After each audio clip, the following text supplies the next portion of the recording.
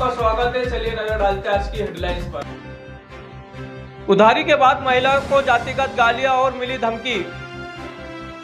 आंचलिक पत्रकार संघ ने कलेक्टर को ज्ञापन सौंप भवन की मांग की।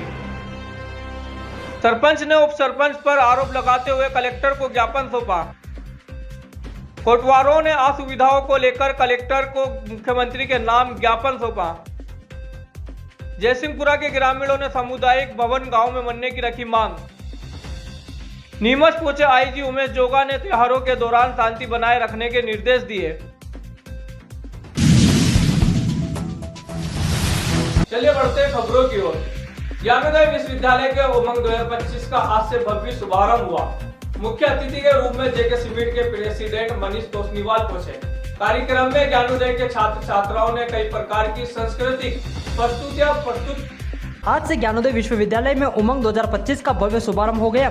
इस रंगारंग सांस्कृतिक कार्यक्रम में विश्वविद्यालय के छात्र छात्राओं ने अपनी प्रतिभा का जलवा बिखेरा और कई प्रकार के सांस्कृतिक कार्यक्रम प्रस्तुत किए, जिन्हें देख दर्शक मंत्रमुग्ध हो गए।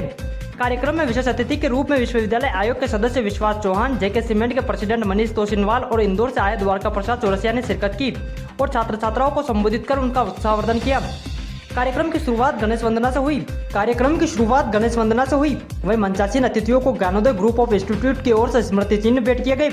इस समारोह का संचालन पंकज श्रीवास्तव और मिनिटा लावण ने किया, जबकि कार्यक्रम के अंत में डॉक्टर सुरेंद्र सक्तावत ने आभार व्यक्त किया। आपको बता दें कि यह कार्यक्रम 2 दिन तक चलेंगे। वहीं कल बुधवार को कई प्रसिद्ध सिंगर और राष्ट्रीय स्तर के कवि नीमच पहुंचेंगे और कई प्रकार के कार्यक्रम प्रस्तुत करेंगे।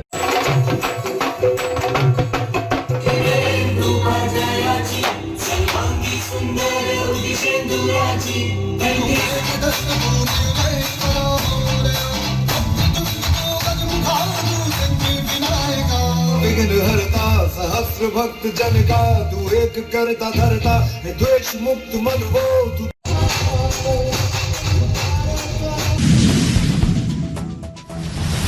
फाइनेंस से पैसे उधार लेना पड़ा भारी।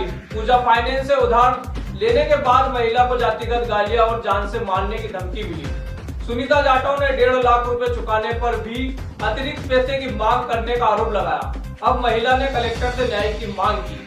पूजा फाइनेंस से उधार लेने के बाद एक महिला को जान से मारने की धमकी दी और जातिगत गालियां दी जा रही है। महिला ने आरोप लगाया कि उसने 1 लाख रुपए उधार लिए थे और 1.5 लाख रुपए चुका दिए थे। फिर भी पूजा फाइनेंस के कर्मचारी लोकेन सिंह गाड़े ने अतिरिक्त पैसे की मांग की। सुनीता पति जगदीश जाटव का कहना है कि लोकेन सिंह गाड़े ने उन्हें जाति सूचक गालियां दी और जान से मारने की धमकी दी। महिला ने पुलिस में शिकायत दर्ज करवाई है और मामले की जांच शुरू हो गई है। आज पीड़ित सुनीता पति जगदीश जाटव ने जन सुनवाई पहुंचकर कलेक्टर को ज्ञापन सौंपकर न्याय की मांग की। सर वो क्या है कि पूजा फाइनेंस से पैसा लिया था हमने, 1 लाख की फाइल बनवा दी, तो पैसा तो दे दिया हमने ब्याज समेत। उसके बाद भी वो कागज़ नहीं दे रहा, हमारे गाली गलौज करता, आए दिन कह रहा धंधा नहीं करने दूँगा, इतना चाहिए, चेक भर के लगा दिए। कब लिया था लोन? क्या किस्त बनी थी? लोन नहीं, फाइल बनाई थी, उनने केस दिया था घर पे ही, उसके उस ऑफिस पे ही ब्याज से दिए थे। क्या ब्याज लगा उन्होंने 54,000 रुपये। हाँ, और पेनल्टी एक दिन भी लेट होती है 500 रुपये पेनल्टी लेता है कम से कम। वो गाली गलौज करता है, फोकट बातें करता है, काम धंधा भी नहीं करने दे रहा है। बोला दुकान पे बोले मार खाएगा, तेरे घरवाली को बंद करवाएगा, बंद करवाने की धमकी दे रहा बार बार। कौन है धमकी? लोकेन सिंह गाड़े। क्या मांग की आपने? कलेक्टर साहब से कहा बस कार्रवाई की जाए। ये तो क्या है कि इसका काम ही यही है, ये सबके साथ ऐसे ही करता है। जितने भी गरीब देता 20,000 और लेता 1 लाख है। कितना लिया था लोन आपने? 1 लाख फाइल है। 1 लाख की फाइल? हाँ, 1 लाख की फाइल कितना जमा करवा दिया? जमा करा दिया हमने 1 लाख के ऊपर। वो क्या के परेशान करता है? तो यही बस क्या अभी चाहिए पैसे, समय भी नहीं देता है, गाली गलौज, घर पे आके गाली गलौज करता है, जात पात बखानता है। और कितने पैसों की डिमांड है? और तो अभी 1,70,000 का चेक भर के लगा दिया हमने। चेक भी लिया था? चेक भी लिया था ना, मेरे गारंटर का भी चेक लगा दिया उनने, मेरी घरवाली का भी चेक लगा दिया। बोला घर दिखेगा नहीं तो दुकान पे दिखना मत। 1 महीने से छुट्टी कर रही कि मैंने दुकान भी नहीं खोलने दे रहा। लक्ष्मण सिंह। आज आंचलिक पत्रकार संघ नीमच ने जिले के और तहसील स्तर पर पत्रकारों के लिए समर्पित भवन की मांग उठाई। संघ ने इस मुद्दे को गंभीरता से उठाते हुए नीमच कलेक्टर को एक ज्ञापन सौंपा और राज्यपाल से अपील की जिले और तहसील स्तर पर शीघ्र एक समर्पित भवन या परिसर प्रदान किया जाए। आज आंचलिक पत्रकार संघ नीमच ने जिले और तहसील स्तर पर पत्रकारों के लिए एक समर्पित भवन की मांग उठाई है। संघ का कहना है कि पत्रकारों के पास अपनी बैठकें, कार्य पर चर्चा और प्रेस कॉन्फ्रेंस आयोजित करने के लिए कोई उचित स्थान उपलब्ध नहीं है जो उनके कार्यों में प्रभावी ढंग से सहायता प्रदान कर सके। संघ के सदस्यों का कहना है कि आज़ादी के बाद से अभी तक नीमच जिले में पत्रकारों के लिए कोई विशेष भवन या स्थान आवंटित नहीं किया गया। इस कारण पत्रकारों के कार्य के दौरान अनेक कठिनाइयों का सामना करना पड़ता है, विशेष रूप से जब पत्रकारों को आपस में मिलकर अपनी गतिविधियों पर चर्चा करनी होती है या किसी प्रेस कॉन्फ्रेंस का आयोजन करना होता है, तब उन्हें एक निर्धारित और सुविधाजनक स्थान की आवश्यकता होती है जो वर्तमान में उपलब्ध नहीं है। संघ ने इस मुद्दे को गंभीरता से उठाते हुए नीमच कलेक्टर को एक ज्ञापन सौंपा और राज्यपाल से अपील की कि जिले और तहसील स्तर पर शीघ्र एक समर्पित भवन या परिसर प्रदान किया जाए।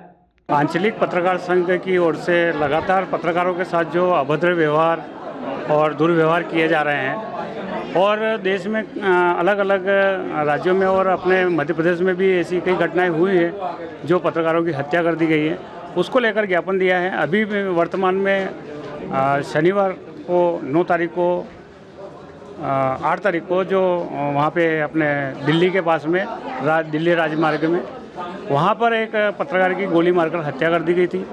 उसको लेकर हमने यहाँ पर ज्ञापन दिया है कि हमारे यहाँ के जो पत्रकार साथी हैं क्षेत्र में बड़ी मेहनत के साथ में सच्चाई को उजागर करने के लिए लगातार मेहनत करते हैं और उनके साथ जब शासन प्रशासन और राजनीतिक पार्टियों को जब उनसे काम होता है तो कंधे पे हाथ रख के भैसा करके पीछे पीछे दौड़ते हैं और जब पत्रकार साथी के कोई काम पड़ता है तो उसके पीछे कोई नज़र नहीं आता है।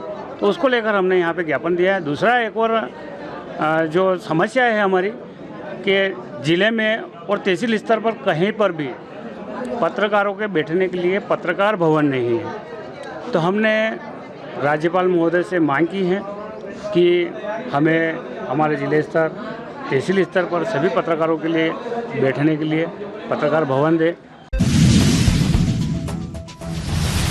नीमच के पुचोड़ा ग्राम पंचायत की सरपंच शांतिबाई मेघवाल ने उत्पीड़न और विकास कार्यों में हस्तक्षेप के खिलाफ कलेक्टर को ज्ञापन सौंपा। उन्होंने उप सरपंच पति और उनके समर्थक पर पंचायत कार्यों में वादा डालने और 40 बीघा शासकीय भूमि पर अवैध कब्जा का आरोप लगाया और जांच में सख्त कार्रवाई की मांग की। नीमच के कुछड़ोद ग्राम पंचायत की सरपंच शांतिबाई दुर्गा शंकर मेघवाल ने उत्पीड़न और विकास कार्यों में हस्तक्षेप के खिलाफ कलेक्टर कार्यालय में ज्ञापन सौंपा।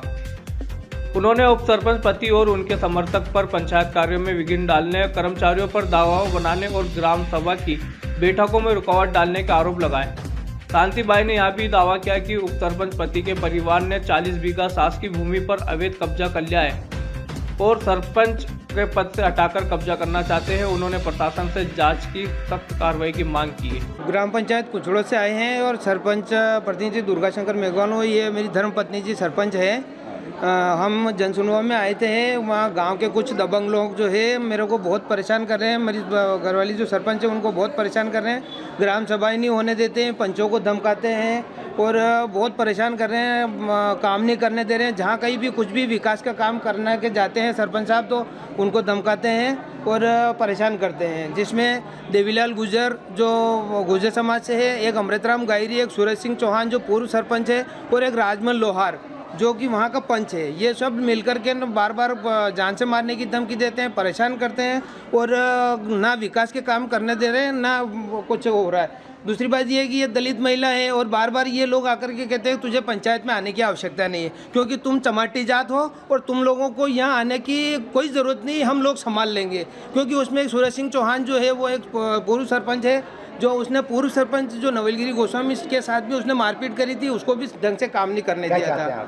मैं ये चाहता हूँ कि इन चारों के ऊपर अच्छे से कार्रवाई हो और इन लोगों को माननीय कलेक्टर महोदय, माननीय एसपी महोदय इनके ऊपर अच्छा से एक्शन ले और मुझे और सरपंच महोदया शांतिबाई दुर्गाशंकर मेघवाल को, जो हम दलित परिवार से आते हैं, गरीब लोग हैं, हमको बहुत परेशान किया जा रहा है। आप सबसे, मेरे मीडिया से भी यही निवेदन है कि आप सब अच्छी सी कार्रवाई कराएं और हमें सही से पंचायत चलाने दें। अगर मेरे साथ कुछ हुआ, मेरे परिवार के साथ कुछ हुआ, तो मैं आत्महत्या कर लूँगा। इसकी पूरी जिम्मेदारी देवीलाल गुर्जर, राजमल लोहार, उप सरपंच पति अमृतराम गायरी और इन चार लोगों की उसमें पूरी जिम्मेदारी रहेगी। मेरा नाम दुर्गाशंकर मेघवाल है और उप सरपंच पति अमृतराम गायरी मेरे को इतना परेशान करता है कि उसने 50 से 60 बीघा जमीन, सरकारी जमीन, जो कि उसने खेती के लिए सरकारी जमीन उसने अतिक्रमण कर रखा है। मैंने एक बार शिकायत भी करी थी, उस शिकायत को लेकर भी बार मेरे को ये धमका रहे हैं और मेंबरों से झूठ मूठ और डरा धमका करके साइन करा करके मेरे को धमकाते हैं कि तेरे को हटा देंगे, तेरे पे अविश्वास प्रस्ताव लाएंगे, ये करेंगे। और कल उन्होंने झूठी शिकायत भी मेरे नाम की है। क्या नाम है आपका? मेरा नाम दुर्गाशंकर मेघवाल है और मैं सरपंच। जिले के कोटवारों ने शासन से रेडीमेड वर्दी, जूते और अन्य सामान के बदले नकद राशि की मांग की है। उनका कहना है कि इस बदलाव से उन्हें असुविधा हो रही है। कोटवारों ने कलेक्टर को मुख्यमंत्री के नाम ज्ञापन सौंपकर राशि देने की अपील की। जिले के कोटवारों ने शासन से रेडीमेड वर्दी, जूते, गर्म कोट, टॉर्च और बेल्ट की राशि की मांग की है। कोटवारों का कहना है कि पिछले कुछ सालों से इन सामग्रियों के लिए उन्हें नकद राशि दी जा रही थी, लेकिन इस बार शासन द्वारा रेडीमेड वर्दी, जूते और अन्य सामान प्रदान किया जा रहा है, जो उनके लिए असुविधाजनक साबित हो रहा है। कोटवारों ने इस संदर्भ में कलेक्टर को मुख्यमंत्री के नाम एक ज्ञापन सौंपते हुए निवेदन किया है कि शासन द्वारा आवश्यक वस्तुओं के लिए राशि प्रदान की जाए, ताकि उन्हें अपने कार्य को सुचारू रूप से करने में कोई परेशानी ना हो। जी, आप सभी, सबसे पहले मीडिया साथियों को, सभी कोटवार नीमच जिले की तरफ से बहुत बहुत धन्यवाद, आभार। आज हम हमारे वर्दी के विषय में माननीय कलेक्टर महोदय को ज्ञापन देने आए हैं मुख्यमंत्री महोदय के नाम। हमें सिलाई वर्दी नहीं चाहिए। जैसे कि हमारे पहले हर वर्ष खाते में पैसे आते थे और इस वर्ष सिलाई वर्दी देने की ऐसी लगाए हमें, तो हमारे प्रांतीय अध्यक्ष महोदय के आह्वान पर हम सभी नीमच जिले के कोटवार कलेक्टर महोदय को ज्ञापन दे रहे हैं मुख्यमंत्री महोदय के नाम। क्या चाहते हैं आप लोग? क्या चाहते हैं? हम चाहते हैं कि जो पहले हमारे खाते में पैसे आते थे, उसी प्रकार वर्दी के पैसे खाते में आए। क्या नाम है आपकी समस्या? मेरा सोहनलाल मेघवाल। नीमच के ग्राम जयसिंहपुरा में ग्रामीणों ने समुदाय भवन के निर्माण के लिए पूर्व निर्धारित स्थल पर ही भवन बनाए जाने की मांग की। उनका कहना है कि यदि भवन ग्राम झुपड़िया में बना तो इसका ग्राम वासियों को कोई लाभ नहीं होगा। उन्होंने प्रशासन से इसे जयसिंहपुरा में बनाने की अपील की। नीमच ग्राम जयसिंहपुरा ग्राम वासियों ने सामुदायिक भवन के निर्माण के लिए पूर्व निर्धारित स्थल पर ही भवन बनाए जाने की मांग की है। उनका कहना है कि यदि यहाँ भवन ग्राम झुपड़िया में बनता है तो इसका कोई लाभ ग्राम वासियों को नहीं होगा।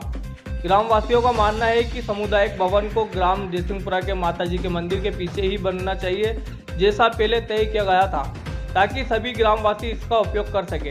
ग्रामवासियों ने प्रशासन से आग्रह किया है कि सामुदायिक भवन का निर्माण ग्राम झुपड़िया में ना किया जाए और इसे ग्राम जयसिंहपुरा में ही बनाया जाए। जयसिंहपुरा पंचायत का मामला है, जयसिंहपुरा नीमच पंचायत का मामला है, जो कि सामुदायिक भवन के लिए हमने पंचायत से कई बार ये आवेदन भी किया, लेकिन हमारी कोई सुनवाई नहीं हो रही। और उनके पंचायत अपने स्तर पर अपने हिसाब से 3 किलोमीटर 4 किलोमीटर दूर है, जो वहाँ जाकर ये सामुदायिक भवन का जो भूमि पूजन कर दिया है, टेंडर भी कर दिया इसके, तो ये हमारे को कतई मंजूर नहीं है, क्योंकि एक गांव कहाँ है और सामुदायिक भवन कहाँ है, इतना दूर हमारे को हमें ये सुविधा लेना उचित नहीं है। क्या तो हमारा हो सके जिला प्रशासन और शासन अपने स्तर पर हमारे गांव के वहीं पर ही हमारे सामुदायिक भवन बनवा कर देने की करवा। कितने ग्रामीणों की संख्या, कितने लोग? 1500 पंचायत में 1500। हाँ, पंचायत 1500 वोटर है। 1500 वोटर है। आबादी है लगभग। जयसिंहपुरा पंचायत का मामला है, सामुदायिक भवन का मामला है, जो कि वो झोंपड़ियों के पास पटवा स्कूल के नज़दीक बनाने की प्रस्तावित कर रहे हैं, लेकिन सभी ग्रामीण जनों का कहना है कि गांव के आसपास ही 100-200 मीटर के दायरे में सामूहिक पंचायत भवन बने तो अच्छा रहेगा। वहाँ क्यों बना रहे हैं? वो क्या वो जब क्या मालूम कोई ज़मीन का मैटर है, बोले ज़मीन नहीं मिल रही है यहाँ पे प्रॉपर, तो वो शासन का मामला शासन निकाल के देगा। अभी क्या हुआ, भूमि पूजन हो गया कि क्या हुआ? अभी भूमि पूजन तो नहीं हुआ, लेकिन वो तार फेंसिंग वगैरह खंबे बाउंड्री हो गई है। टेंडर हो गए सर उसके। क्या चाहते हैं आप? क्या चाहते हैं? जो सामूहिक भवन बने तो गांव के नज़दीक बने। क्या नाम है आपका? मदन लाल। उज्जैन रेंज के पुलिस महानिरीक्षक उमेश जोगा ने नीमच का दौरा किया और आगामी होली और ईद के त्योहारों के लिए पुलिस प्रशासन को कड़ी निगरानी रखने के निर्देश दिए। उन्होंने संवेदनशील स्थानों पर शांति बनाए रखने और सोशल मीडिया पर विवादित पोस्ट पर सख्त कार्रवाई की बात की। उज्जैन रेंज के पुलिस महानिरीक्षक उमेश जोगा सोमवार देर शाम नीमच पहुंचे और पुलिस अधिकारियों और थाना प्रभारियों की एक बैठक ली। इस बैठक में आगामी होली और ईद के त्योहारों को लेकर शहर में कानून व्यवस्था की स्थिति पर विस्तार से चर्चा की गई। बैठक में तय किया गया कि पुलिस प्रशासन संवेदनशील स्थानों पर कड़ी निगरानी रखेगा ताकि त्योहारों के दौरान किसी भी अप्रिय घटना से बचा जा सके। आईजी उमेश जोगा ने पुलिस अधिकारियों को निर्देश दिया कि वे शहर में शांति बनाए रखने के लिए सभी आवश्यक कदम उठाएं और यातायात व्यवस्था को भी सुगम बनाने के लिए जरूरी उपाय करें। इसके अलावा बैठक में एनडीपीएस एक्ट से जुड़े मामलों पर भी विस्तार से चर्चा की गई। आईजी उमेश जोगा ने कहा, हमारा मुख्य उद्देश्य शहर में शांति व्यवस्था बनाए रखना है। आगामी त्योहारों पर सांप्रदायिक हिंसा फैलाने वाले लोगों पर पुलिस कड़ी निगरानी रखेगी और सख्त कार्रवाई की जाएगी। आपको बता दें कि पुलिस सोशल मीडिया पर भी कड़ी नजर रख रही है। कोई भी यूजर अब विवादित पोस्ट अपलोड करता है तो पुलिस उस पर सख्त कार्रवाई करेगी। ने आज प्रमुखता से क्या है, सभी जो वरिष्ठ अधिकारियों को निर्देश मिला था पुलिस मुख्यालय से, कई सालों से ये प्रथा है कि होली, रंग पंचमी और ईद जैसे जो भी ये फेस्टिवल्स है, इन सभी के लिए जो त्यौहार है, त्यौहार के सामने क्या तैयारियां हुई है तो ज़िले में जाके देखना है। अगर पूर्व में कोई घटना वगैरह हुआ था तो उस घटनाओं को लेके क्या प्रतिबंधात्मक क्या किए हैं और इन त्योहारों के दौरान किस प्रकार का डिप्लॉयमेंट होता है, फोर्स का क्या ज़रूरतें पड़ती है, इसको लेके काफित हमारी बात हुई थी। क्योंकि मैं आया हूँ और कई बार मैं इतना रेगुलरली आ नहीं पाता हूँ, तो इन्होंने जो 2 माह में जो कार्रवाई किया था, जो एनडीपीएस का और दूसरा अपराधों का भी, उसका भी समीक्षा हुआ था और जो जुडिशरी से जो निर्णय आए थे उस पर भी हम लोगों ने अभी समीक्षा किया है। जो विवेचना का स्तर और गुणवत्ता और बढ़ाना है, किस प्रकार का समस्या आ रहा है, इस पर भी हम लोगों ने चर्चा किया है। सर, अभी गृह मंत्री को लेकर भी लगातार जो चर्चाएं चली, 18 मार्च को दौरा है, क्या कुछ स्थिति है सर बात की? अभी तो हमको ऑफिशियल कम्युनिकेशन तो कुछ मिला नहीं है, तो ऐसे में कमेंट करना अच्छा नहीं रहेगा। सर, एनडीपीएस की आप बात कर रहे हो, सर देखने में आया कि पुलिस प्राइमरी इन्फॉर्मेशन तो जारी करती है, तो माल कहाँ से आया है और आगे क्या करिए उसको आदमी ऊपर नहीं होता है। वो क्या है कि जब हम लोगों को पहला सूचना मिलता है और सूचना के दौरान हम लोग जब पकड़ते हैं तो आरोपी क्या है, तत्काल कोई भी जानकारी हम लोग को देता नहीं है, ये छिपाते रहते हैं। तो हम लोग इन्वेस्टिगेशन के दौरान ही, पूछताछ के दौरान ही, और जो वो जानकारी देता है हम लोग को वेरीफाई भी करना चाहिए। ऐसा ना हो कि कोई रंजिशात्मक किसी के नाम ले रहा हो या किसी का नाम छुपा रहा हो, तो इसको पूरा वेरीफाई करने में पुलिस को समय लगता है, तो उसके लिए इन्वेस्टिगेशन तो लंबा चलेगा। सर, हादसों को लेकर आपने स्टार्टिंग कहा था यातायात को लेकर बेहतर कोशिश करेंगे, कुछ और नई प्लानिंग आपने सोची हो क्या? नहीं, यातायात के लिए तो हमारा प्रायोरिटी एरिया है, क्योंकि हम लोग देखते हैं कि सड़क दुर्घटनाओं में कई लोगों की मृत्यु होती है, जिसमें अगर 10 साल का आप लोगों ने हत्या का प्रकरण भी देखा जाए तो 1 साल का यातायात दुर्घटना में मृत्यु हुई से ज़्यादा है।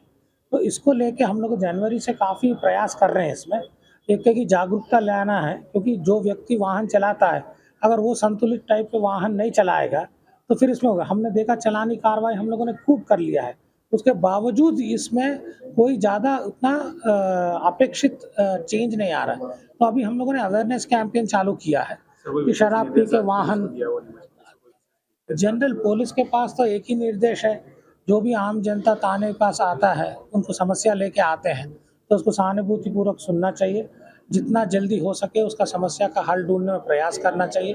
अगर कोई घटना हो जाता है तो घटना का इन्वेस्टिगेशन प्रॉपर तरीके से करके तो पीड़ित व्यक्ति को उसमें राहत मिलना चाहिए। नीमच की आपने प्रोग्रेस देखी है, आज जो है कितना सेटिस्फेक्शन फील कर रही है? अभी सेटिस्फैक्शन तो जनता बोलना चाहिए। अगर मैं इन लोग से पूछूंगा तो वो तो बोलेंगे हम लोग अच्छा कार्रवाई किया है। आप सभी लोग हैं तो आप लोग बताइए कैसा कार्रवाई चल रहा है। अभी तो आंकड़े के आधार पर देखा जाए तो काफ़ी अंतर पड़ा है, पिछले 3 साल का जो कंपैरेटिव हम लोगों ने देखा था, प्रिवेंटिव एक्शन में हो या एनडीपीएस के केसेस में हो, काफ़ी इन लोगों ने काफ़ी ज़्यादा एक्शन इसमें दिखा है और अपराध में भी काफ़ी कमी आई है। ठीक है, थैंक यू।